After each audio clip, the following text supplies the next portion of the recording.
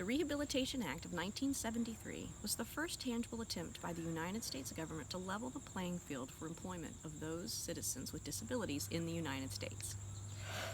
In September of 1973, the Rehabilitation Act was signed by President Nixon, September 6.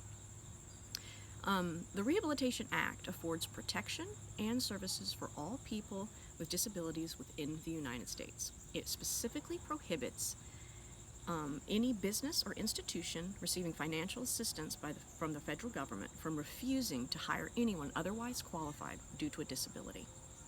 It further states that any program or activity receiving federal financial assistance or any program conducted by an executive agency or a postal service cannot refuse work to an otherwise qualified person with a disability.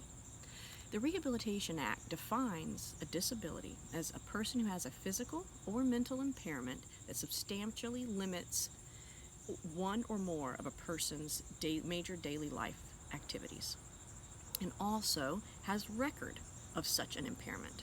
It also defines a disability as qualified individuals as those who, with reasonable accommodation, are capable of performing the essential elements of a job or the task that is in question. So if they're given accommodation and can still perform, but they have a disability, that is still considered a disability. Along with establishing the Rehabilitation Act came the Rehabilitation Services Administration, and that was developed to oversee the Title I formula grant program, which provide grants and money for employment-related services and state vocational programs for people with disabilities. And these included the services such as counseling, medical, job training, psychological services, and others based on individual needs. Now, a few years after the Rehabilitation Act was signed, the government realized that there were inconsistencies in how the law was being enforced around the country.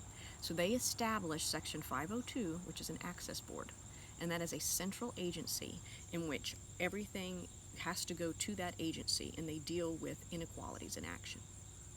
And then the 508 was the final section, which is electronic and information technology, and this establishes requirements for electronic and information technology developed, maintained, or procured by the federal government, and that the electronic information technology must be accessible to people with disabilities, including employees and members of the public. Thank you.